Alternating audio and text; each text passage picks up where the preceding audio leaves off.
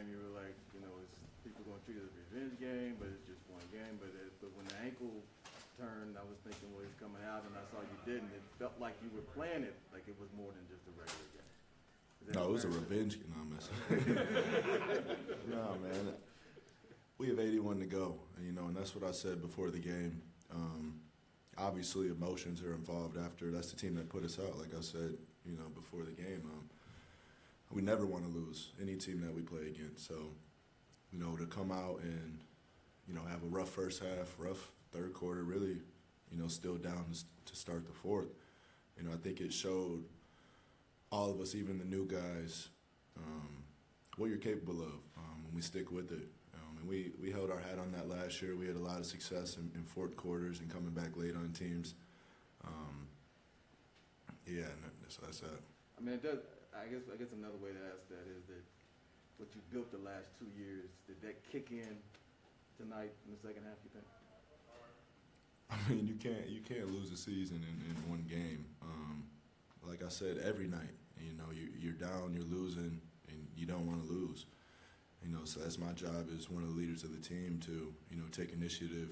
I think all of us together, in the fourth quarter when we're down 15, the bench got a little, not looking at each other. And I was like, yo, we've been here before. I know we have a few new guys, but we've been in this situation before. And just play it out, compete at a high level. Obviously, you got to tighten some screws when you're down that much, but just play through it.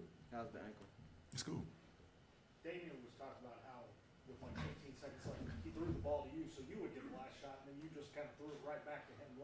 What gave you confidence in him to take that shot, or did it just kind of work out that way? Oh, I mean, I got double teamed, so I made the right play. You throw out the double. I trust my teammates. I trust everybody out there. It's something that we've scouted, we've schemed. Teams are going to throw different defenses at me, and the quicker I can get off the ball and quicker they can attack it, it's the advantage for our team.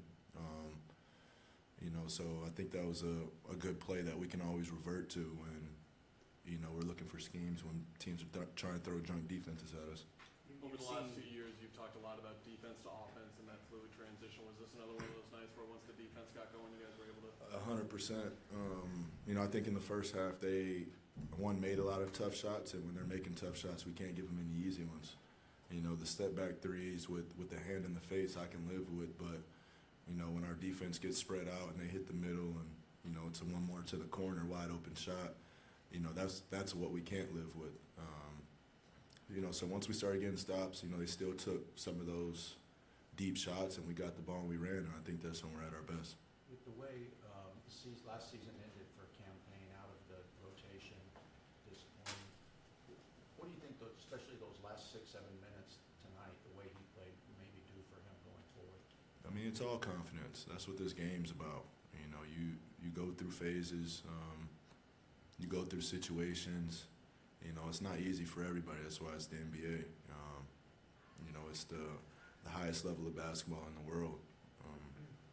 So you just have to have the resilience to just keep going.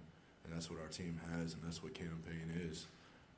We just have a bunch of fighters no matter the situation.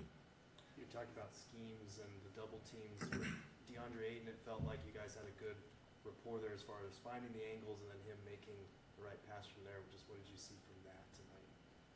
Yeah, it's something that we've talked about in the past, just, being in that short pocket and for, him to be a dominant post-up big, mid-range big. I think that's a next step that he can take to his game is playmaking, especially when a lot of attention's on me and Chris, and, he's usually around that free throw line, being the first person that you throw to out of the double, and, it's usually 3-on-2 or 4-on-3 on the backside. But were you aware that Chris wasn't out there the last 3 minutes? Was that weird at all? No, I mean, it wasn't on my mind. Team was rolling. When you found that first pass to DeAndre when the trap wasn't just closed tight enough, were you like, oh, we're in business now, we've got this down? Yeah, and I think, he's going to find out, that it's going to make his job a lot easier because, he's automatic from that area where you catch it at the free throw line. And if he starts making that jump hook, it's usually going to be the low man that's going to meet him at the free throw line. And like I said, he'll have 3-on-2 on the backside. Should be an open 3. You had a conversation with him at the end of the third quarter, and seemed like after that, either he got it or he got more locked in, but how big was that just for you to reiterate what you have to do and maybe what led to what happened in the fourth? I mean, you don't play this game by yourself. You know, there's 15 people, you have a coaching staff, you have a front office, and everybody has to be on the same page. I think, you know, we're young teams and rebuilding teams. I think they don't have success because they don't talk as much to each other. And, you know, I've been in those situations. So we always talk about over-communicating, you know, get sick of hearing my voice. But, you know, we have the agreement that we're all on the same page to win, right? Like, we're not telling each other anything, you know, to hurt your game. You know, it might sound like that or look like that at sometimes, but, you know, you just have to understand that we're on the same path, same mission. Look, outside of him talking about worrying about his plus minus, what do you think about that as a debut game for? It was unbelievable. But, you know, I knew it was coming.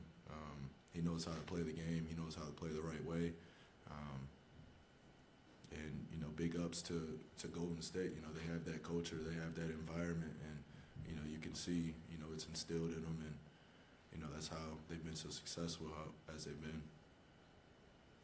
Nobody wants to, it's a long season, obviously, nobody wants to think about playoffs right away, but could you feel the fans and the atmosphere that you guys had here tonight as being like it was like in the last season? Because this fan base was rabid to get Dallas out of the building with a loss.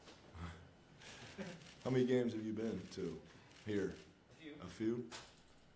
Past 3 years, it's been rocking, man. Every game. They don't bullshit around here. They don't bullshit.